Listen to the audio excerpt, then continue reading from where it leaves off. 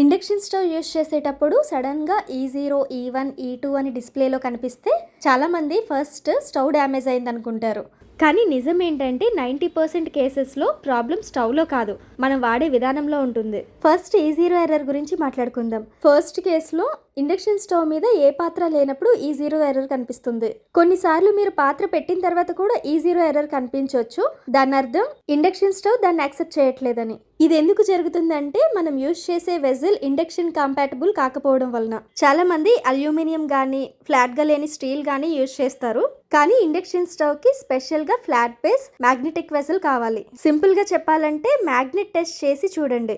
Magnet vessel కి stick అయితే అది కరెక్ట్, స్టిక్ కాకపోతే స్టవ్ దీన్ని డిటెక్ట్ చేయదు. ఇంకొక కామన్ మిస్టేక్ ఏంటంటే చాలా చిన్న వెజల్ యూజ్ చేయడం లేదా పాత్రని సెంటర్ లో పెట్టకపోవడం. ఇండక్షన్ స్టవ్ సెన్సార్ కి ప్రాపర్ గా కాంటాక్ట్ అవ్వాలి, అప్పుడే వర్క్ చేస్తుంది. Next E1 error. ఇది చాలా మంది ఇగ్నోర్ చేస్తారు. E1 అంటే లో వోల్టేజ్ అని మీనింగ్. మన ఇంట్లో కరెంట్ ప్రాపర్గా రాకపోతే లేదా ఎక్స్టెన్షన్ బోర్డ్ యూజ్ చేస్తే స్టవ్కి సరిగ్గా పవర్ రీచ్ అవ్వదు.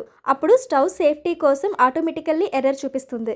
ఇది చిన్న ఇష్యూ అనిపించినా కంటిన్యూస్గా అలానే యూజ్ చేస్తే ఇంటర్నల్ పార్ట్స్ డ్యామేజ్ అవ్వచ్చు. సో బెస్ట్ ఏంటంటే డైరెక్ట్గా వాల్ సాకెట్లో ప్లగ్ చేయండి. పాసిబుల్ అయితే స్టెబిలైజర్ యూజ్ చేయండి. Next E2 error. అది ఓవర్ హీటింగ్ సిగ్నల్. సింపుల్గా చెప్పాలంటే స్టవ్ చాలా హీట్ అయిందని అర్థం. ఇది మోస్ట్లీ ఎక్కువ టైం కంటిన్యూస్గా యూజ్ చేస్తే జరుగుతుంది.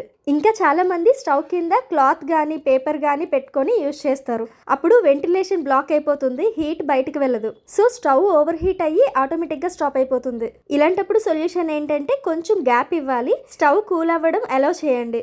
ఎప్పుడు ఫ్లాట్గా ఓపెన్గా ఉన్న సర్ఫేస్ మీద పెట్టాలి, ఎయిర్ సర్క్యులేషన్ ఉండాలి. ఇంకా కొన్ని మోడల్స్లో E3 కూడా వస్తుంది. అది హై వోల్టేజ్ ఇండికేషన్. సడన్ గా కరెంట్ ఎక్కువ అయితే స్టవ్ సేఫ్టీ కోసం వార్నింగ్ ఇస్తుంది. అప్పుడు స్టెబిలైజ్ చేయడం ఇంపార్టెంట్. మీ ఏరియాలో కనుక ఇలాంటి ప్రాబ్లం ఉంటే మీరు స్టెబిలైజర్ యూజ్ చేస్తే ఇలాంటి ఇష్యూస్ చాలా వరకు అవాయిడ్ చేయొచ్చు. చాలా మంది అడిగే ఇంకో డౌట్ ఏంటంటే వంట చేస్తున్నప్పుడు మధ్యలో ఆటోమేటిక్గా స్టవ్ ఎందుకు ఆఫ్ అయిపోతుంది అని. ఇది కూడా ఎర్రర్ లాగే అనిపిస్తుంది, కానీ చాలా సింపుల్ రీజన్స్ ఉంటాయి. ఎగ్జాంపుల్, వెజల్ కొంచెం మూవ్ అయితే స్టవ్ డిటెక్ట్ చేయదు, ఆఫ్ అయిపోతుంది. లేదా ఓవర్ హీటింగ్ వల్ల, లేదా మీకు తెలియకుండానే ఆటోమేటిక్గా టైమర్ సెట్ అయి ఉంటే అప్పటికి ఆగిపోతుంది. కాబట్టి ఇలాంటి సిచ్యువేషన్స్లో ప్యానిక్ అవ్వకుండా వన్స్ ఒకసారి చెక్ చేసి మళ్ళీ స్టార్ట్ చేయండి. ఇప్పుడు మనం చేసే చిన్న చిన్న మిస్టేక్స్ గురించి మాట్లాడుకుందాం. ఈ మిస్టేక్స్ మనకి చిన్నగా అనిపించిన స్టవ్ లైఫ్ మీద చాలా ఎఫెక్ట్ పడుతుంది. అందులో నెంబర్ 1, తడిగా ఉన్న వెజల్స్ని యూజ్ చేయడం.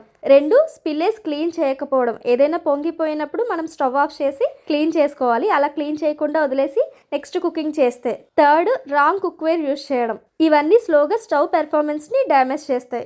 ఇండక్షన్ స్టవ్ అనేది చాలా స్మార్ట్ అప్లయన్స్, కానీ కరెక్ట్గా యూజ్ చేస్తే మాత్రమే లాంగ్ టైం మనకి సపోర్ట్ చేస్తుంది. ప్రతిసారి ఎర్రర్ వచ్చిందంటే రిపేర్ అని భయపడకండి. ముందు ఈ సింపుల్ రీజన్స్ చెక్ చేసి చూడండి. చాలాసార్లు ప్రాబ్లం అక్కడే సాల్వ్ అయిపోతుంది. మీకు ఇంకేమైనా డౌట్స్ ఉంటే కామెంట్స్లో అడగండి. ఈ వీడియో కనుక నచ్చినట్లయితే లైక్ చేయండి, షేర్ చేయండి, సబ్స్క్రైబ్ చేయడం అస్సలు మర్చిపోవద్దు. మన ఛానల్లో ఇండక్షన్కి సంబంధించి చాలా వీడియోస్ ఉన్నాయి. ఇంట్రెస్ట్ ఉంటే చెక్అవుట్ చేయండి. Thank you.